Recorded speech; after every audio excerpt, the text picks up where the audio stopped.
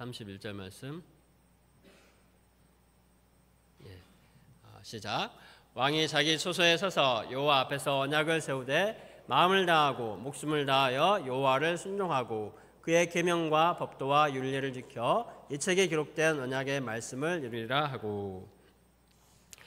우리는 지난주 말씀에서 히스기야 왕이 아수르의 침공으로 인해 위기를 겪을 때 하나님께 부르짖어 기도함으로 하나님의 구원을 체험한 말씀을 살펴보았습니다. 오늘 말씀은 히스기야 왕 이후 남유다가 멸망할 때까지의 왕들을 살펴보고자 합니다. 먼저 므낫세 왕입니다.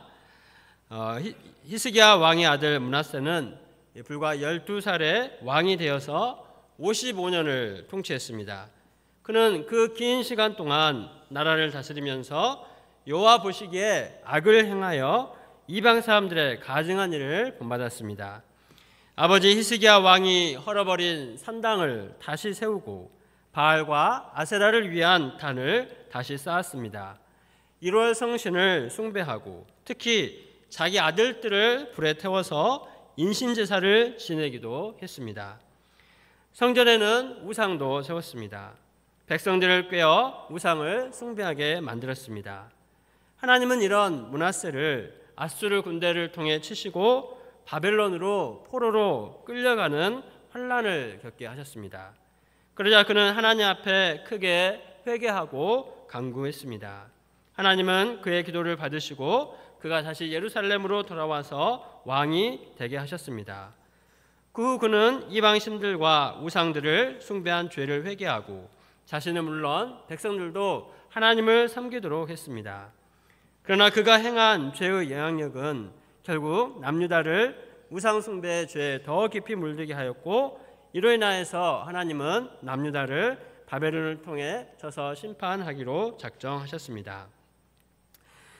한편 므낫세가 죽고 그의 아들 아몬이 왕이 되었습니다. 그는 아버지 므낫세가 행한 모든 악을 따라 행했습니다. 아버지 므낫세는 하나님의 징계를 받고 말년에 회개라도 했지만 아몬은 하나님 앞에서 결코 겸손하지 않았고 더욱더 범죄했습니다. 결국 그는 반역을 일으킨 신하들의 손에 왕궁에서 죽음을 당함으로 끝났습니다. 아몬을 이어서 남유다의 마지막 희망인 요시야가 왕이 되었습니다. 요시야는 므낫세보다 더 어린 불과 8살 때 왕위에 올랐습니다. 아무런 분별력도 없을 어린아이가 왕이 되었을 때 신하들과 백성들은 참으로 불안했을 것입니다. 그러나 역대하 저자는 말합니다. 34장 2절을 같이 읽어보겠습니다. 시작. 여호와 보시기에 정직하게 행하여 그의 조상 다윗의 길로 걸으며 좌우로 치우치지 아니하고. 그는 비록 8살에 불과한 어린아이였지만 그에게는 하나님께 대한 믿음이 있었습니다. 아마도 그는 여호와 보시기에 악을 행하다가 신하들에게 죽임을 당한 아버지 아몬에게서는 아무런 배울 것이 없었을 것입니다. 그러나 말년에 하나님 앞에 회개한 할아버지 므낫세 왕에게서는 영적으로 선한 영향력을 받았을 것으로 생각해 볼 수 있습니다. 므낫세가 회개하고 마지막으로 통치했던 6년이 요시야가 6살 때까지의 기간과 같습니다. 이때 어린 요시야에게 하나님을 경외하고 사랑하는 사람으로 변화된 이 므낫세의 거룩한 모습이 마음에 심겨졌을 것입니다. 3절을 보십시오. 요시야 왕이 왕위에 있은 지 8년 16살 때 그는 조상 다윗의 하나님을 비로소 찾았습니다. 그리고 왕이 된 지 12년 20살 때 유다와 예루살렘을 정결하게 하기 시작했습니다. 구체적으로 산당과 모든 우상을 제거하는 데 힘을 기울였습니다. 요시야 왕은 남유다뿐만 아니라 이 남유다의 최남단 시몬에서부터 북이스라엘 최북단 납달리까지 온 이스라엘에서 우상과 우상의 제단을 모두 파괴했습니다. 이 우상 척결 운동은 요시야가 왕이 된 지 18년째 해 26살 때까지 계속되었습니다. 당시는 이 아수르가 매우 강성해서 유다에도 아주 막강한 영향력을 행사하고 있었습니다. 그래서 므낫세 왕 때 유다에 세운 아수르의 우상과 신전들을 마음 놓고 제거하기가 쉽지 않았습니다. 그런데 바벨론과 메대 제국이 신흥 강대국으로 떠오르면서 아수르는 조금씩 힘을 잃기 시작했고, 요시야 왕은 그 틈을 놓치지 않고 우상을 제거할 수 있었습니다. 결국 요시야 왕은 6년이라는 긴 시간이 걸렸지만 결국 나라 안의 모든 우상들을 깨끗하게 청소할 수 있었습니다. 이것도 사실은 대단한 업적입니다. 그러나 요시야 왕은 여기에서 만족하지 않았습니다. 남유다는 여전히 영적으로 다시 세워져야 할 부분들이 참 많았습니다. 특히 성전이 황폐화되었기 때문에 성전을 수리하기 시작했습니다.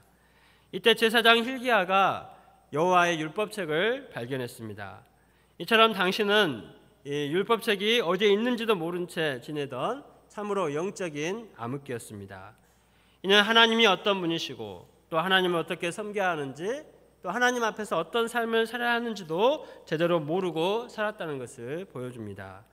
악한 왕들의 우상 숭배와 아수르와 같은 강대국의 침공 속에서 남유다는 살아남아 있는 것 그 자체가 어찌 보면 기적이었습니다.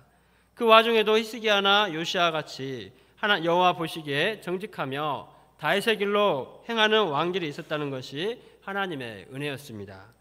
이처럼 하나님은 남유다를 사랑하셨습니다. 그래서 다시금 하나님의 말씀을 주신 것입니다. 서기관 사반은 발견한 율법책을 요시야 왕에게 가져가서 읽었습니다. 왕이 율법의 말씀을 들었을 때 자기 옷을 찢고 통곡했습니다. 왕은 율법책에 기록된 말씀에 준행하지 않았기 때문에 하나님의 진노가 임했다고 말했습니다. 여선지자 훌다는 하나님께 받은 말씀을 제사장 hil기야와 왕의 신하들에게 전했습니다.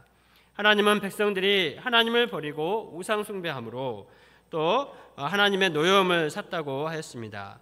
그러나 왕이 하나님의 말씀을 듣고 하나님 앞에 겸손하여 옷을 찢고 통곡하였으므로 왕은 하나님이 이스라엘 백성들에게 내리시는 심판을 보지 않고 평안히 죽게 될 것이라고 말씀하셨습니다. 요시야 왕 당대에는 그의 하나님 앞에 행한 그 믿음으로 말미암아 하나님이 심판을 행하지 않으시겠다고 그나마 은혜를 베풀어 주신 것입니다. 이에 요시야 왕은 모든 백성들이 발견한 율법책의 말씀대로 살도록 돕고자 했습니다. 31절을 다 같이 다시 한번 읽겠습니다. 시작. 왕이 자기 처소에 서서 여호와 앞에서 언약을 세우되 마음 다하고 목숨을 다하여 여호와를 순종하고 그의 계명과 법도와 율례를 지켜 이 책에 기록된 언약의 말씀을 이루리라 하고, 이 말씀을 볼 때 하나님께서 기뻐하시는 진정한 영적 개혁은 하나님의 말씀을 듣고 마음을 찢고 통곡하는 회개에서 비롯됨을 알 수 있습니다. 우리도 목자님들과 하나님의 말씀을 공부하고 주일 예배, 수양회 등을 통해서 이 말씀을 듣고 배웠습니다. 그 말씀이 성령 하나님의 은혜로 우리 마음에 강력하게 역사할 때 우리는 죄를 깨닫고 울며 회개함으로 하나님의 자녀로 거듭나게 되었습니다. 나를 위해 자신을 십자가에 내어주신 예수님의 십자가 사랑과 구원의 은혜에 감격하여 한 영혼을 섬기는 목자로 살겠다고 우리 자신을 하나님께 드렸습니다. 이처럼 우리가 받은 은혜가 얼마나 크고 감사합니까? 이 은혜로 말미암아 우리는 이렇게 덥고 힘든 날씨에도 각종 여름 수양회를 열심히 준비해서 섬길 때 큰 은혜를 받았습니다. 우리가 계속해서 하나님의 말씀 앞에서 자신을 발견하고 회개함으로 죄에서 구별된 거룩한 삶을 살기에 힘써야겠습니다. 마음을 다하고 목숨을 다하고 여호와를 순종하고 그의 계명과 법도와 율례를 지키라. 말씀하신 여호와의 명령에 순종해야겠습니다. 오늘 주일 말씀에도 예수님은 하나님께서 우리에게 주신 첫 번째 계명으로 신명기 6장 4절과 5절 말씀을 인용하셔서 말씀하셨습니다. 이스라엘아 들으라. 우리 하나님 여호와는 오직 유일한 여호와이시니 너는 마음을 다하고 뜻을 다하고 힘을 다하여 내 하나님 여호와를 사랑하라. 우리가 이처럼 마음과 뜻과 힘을 다해 하나님을 사랑할 때 죄에서 우리를 지킬 수 있습니다. 또한 하나님과 온전히 교제할 수 있고 하나님께서 약속하신 많은 은혜와 축복을 받아서 누릴 수가 있습니다. 이것을 신명기 28장에서 약속하셨습니다. 신명기 28장 1절과 2절입니다. 내가 내 하나님 여호와의 말씀을 삼가 듣고 내가 오늘 내게 명령하는 그의 모든 명령을 지켜 행하면 내 하나님 여호와께서 너를 세계 모든 민족 위에 뛰어나게 하실 것이라. 내가 내 하나님 여호와의 말씀을 청종하면 이 모든 복이 내게 임하며 내게 이르리니. 그러나 만일 하나님의 말씀에 순종하지 않고 죄를 범하면 모든 이 축복이 저주로 바뀌어서 임하게 될 것이라고 말씀하셨습니다. 신명기 18장 15절에서 68절까지 보면 감당할 수 없는 하나님의 무서운 저주와 심판이 임하게 된다고 분명하게 경고하고 있습니다. 북이스라엘은 하나님을 버리고 우상 숭배함으로 이 저주와 심판의 말씀대로 멸망하고 말았습니다. 남유다도 북이스라엘처럼 멸망의 길로 향하고 있었습니다. 그 가운데 마지막으로 요시야 왕의 종교 개혁을 통해 백성들을 하나님께로 돌이키고자 하신 것입니다. 36장 말씀을 보면 요시야 왕은 발견한 율법책을 백성들 앞에서 읽고 또 그 말씀에 기록된 대로 하나님을 섬기고자 애를 썼습니다. 그 일환의 하나로 유월절을 지켰습니다. 선지자 사무엘 이후로 요시야 왕처럼 유월절을 지킨 왕이 없었다고 했습니다. 이는 이스라엘 백성들이 하나님의 은혜의 때에도 그 은혜를 제대로 감당하지 못하고 살았음을 보여주는 것입니다. 또한 인간의 죄악된 본성상 하나님의 말씀대로 순종하며 하나님을 마음과 뜻과 힘을 다해 사랑하며 섬기는 것이 얼마나 어려운 것인지 잘 보여줍니다. 우리는 연약하지만 그럴지라도 때마다 회개하고 하나님의 말씀대로 온전한 예배를 드리기에 힘써야 하겠습니다. 출애굽의 은혜를 기념하고 하나님께 감사하는 유월절의 의미를 생각할 때 하나님께서 우리를 어떻게 구원하셨는지 항상 생각하고 그 은혜를 붙들어야겠습니다. 그럴 때 우리가 매주 드리는 예배뿐만 아니라 교회에서 함께 모여 드리는 모든 모임을 통해서 하나님을 새롭게 만나고 은혜를 누리게 될 줄을 믿습니다.